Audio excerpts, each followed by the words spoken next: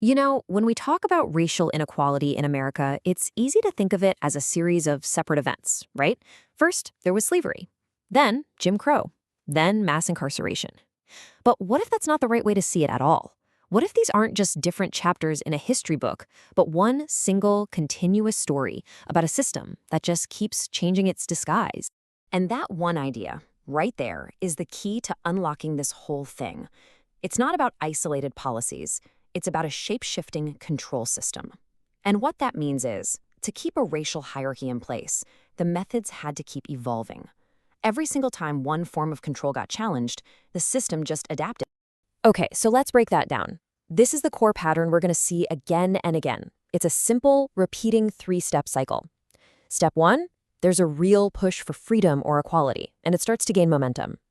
Step two, because of that push, the old way of doing things, say owning people, becomes illegal or just way too politically toxic. So what happens? Step three, the system doesn't just vanish. Nope.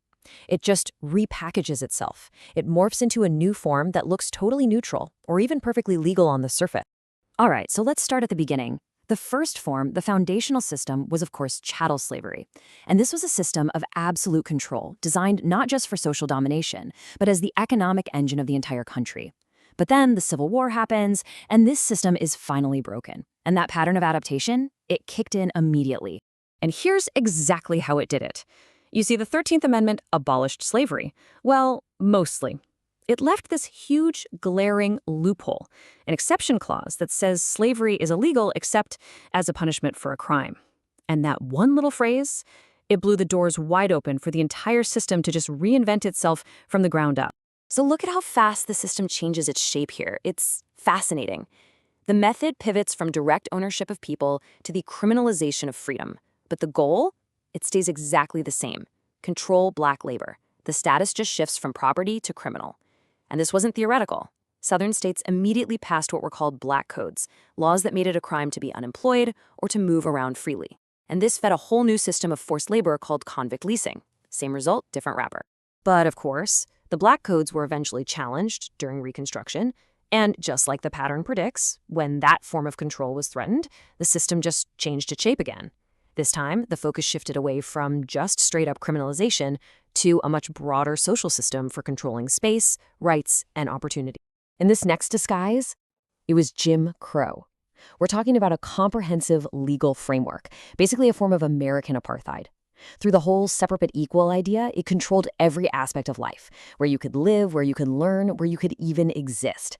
And then, with things like poll taxes and literacy tests, it just systematically stripped away any political power, making sure the system couldn't be challenged from the inside. Okay, so fast forward to the mid-20th century. The civil rights movement starts gaining real traction and begins to dismantle legal segregation. So what happens? You guessed it. The system has to adapt again. It sheds its obviously racist legal skin and puts on a brand new, much more subtle costume, the supposedly neutral language of finance and risk. And redlining is the perfect example of how this worked. This table shows it all. The federal government literally drew maps of American cities and color-coded them based on how risky they were for investment. And guess what? Black neighborhoods were almost always colored red and labeled hazardous. This completely cut them off from the home loans that were building incredible wealth for white families out in the suburbs. It was segregation, for sure, but achieved without ever having to post a whites-only sign. So now we get to the point where the Civil Rights Act and the Fair Housing Act make that kind of overt segregation and redlining illegal. And the pattern repeats. The system has to shift its focus again. This time, it moves away from financial tricks and turns back towards punishment, but on a scale that is just mind-blowing. I mean, just look at this chart. The growth is absolutely staggering.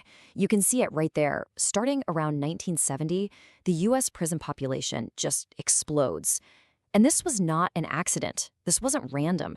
It was the direct result of a massive, deliberate shift in policy. And how was this new system sold to the public? With new language, of course. We all heard it. The war on drugs, tough on crime policies.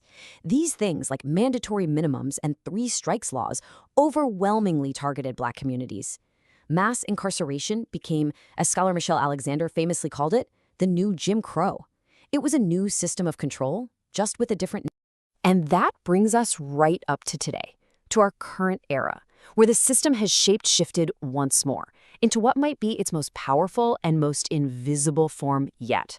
This one lives inside the code that runs pretty much everything in our world.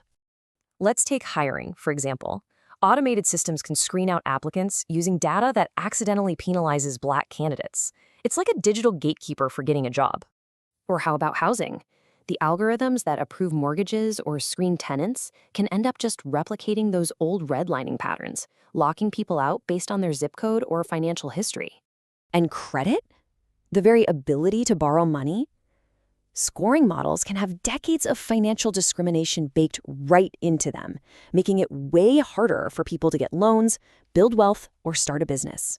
And it all comes full circle, right back to policing. These predictive policing tools use old arrest data to tell cops where to go. But if that data is already biased from over-policing Black neighborhoods, well, the algorithm just sends more police right back to those same neighborhoods, creating this incredibly dangerous feedback loop. So, you might be asking, how is this possible if the algorithm isn't even told someone's race? Well, the answer is something called proxy variables. Think of it like this. The code can't see the word Black, but it can see a zip code that was redlined for decades. It can see a school that's been historically underfunded. It can see a credit history that's been shaped by generations of exclusion. These proxies act as a stand-in for race, letting the algorithm create a biased outcome while claiming to be totally race-blind. And this is where it gets really scary, because it creates a vicious feedback loop. Step 1, you start with biased historical data. Step 2, you train an algorithm on that biased data. Step 3, the algorithm, no surprise, produces biased results, like sending more police to one neighborhood. And here's the kicker. Step 4, those biased results, more arrests, are fed back into the system as new data. This new data proves to the algorithm that its original bias was right all along. So the system literally teaches itself to become more discriminatory over time. So when you take a step back and look at the whole picture, it becomes crystal clear. This isn't a broken timeline of separate, isolated events.